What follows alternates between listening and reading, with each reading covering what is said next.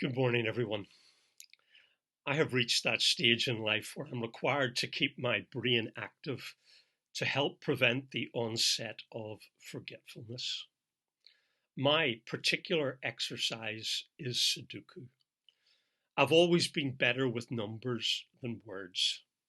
Sudoku has been popular for some time now, but a few years back, one of the family introduced me to a form of it that is even more challenging: caged Sudoku. If you've never tried it, I could recommend it to you.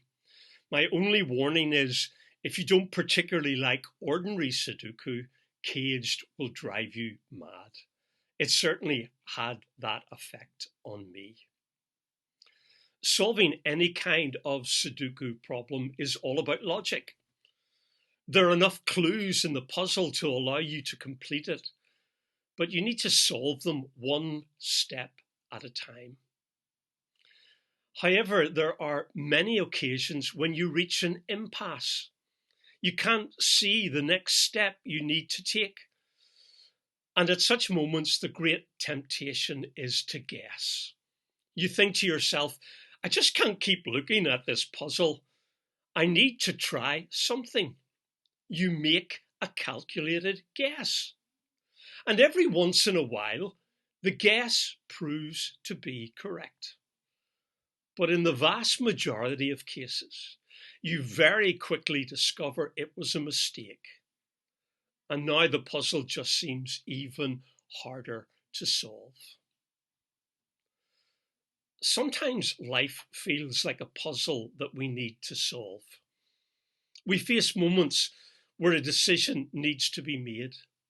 In making that decision, it's not a choice between right or wrong. We are simply left with deciding what is the best alternative for us. And in the end, we weigh up the pros and cons and make our decision.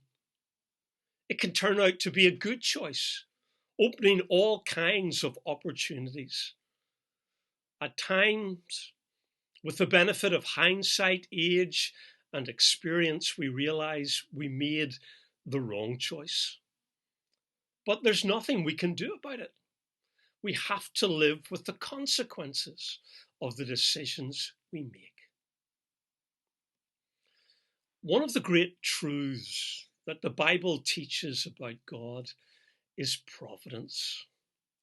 God not only created the universe, but he is active in the affairs of humanity, ordering all things according to his purposes. And God not only directs human history, but he guides the lives of those who walk with him through faith in Jesus. God's providence doesn't relieve us of the responsibility of making difficult choices in life. But we have his word to guide us. He also gives wisdom to those who ask him. And even when we make poor choices, he doesn't leave us to our own devices. He uses even our foolishness for a greater good, teaching us new lessons about himself, preparing and equipping us for the work he wants us to do. At the time, we don't often recognize his hand. All we see are the challenges and difficulties that face us. But his unseen hand is there, directing our path.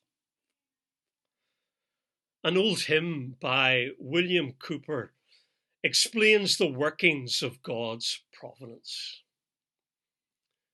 God moves in a mysterious way, his wonders to perform. He plants his footsteps in the sea and rides upon the storm.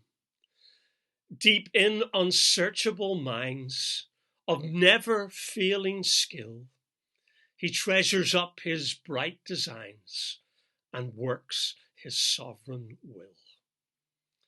Ye fearful saints, fresh courage take. The clouds you so much dread are big with mercy and shall break in blessings on your head. Judge not the Lord by feeble sense, but trust him for his grace. Behind a frowning providence, he hides a smiling face.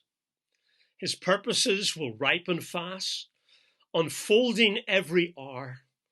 The bud may have a bitter taste, but sweet will be the flower. Blind unbelief is sure to err and scan his work in vain. God is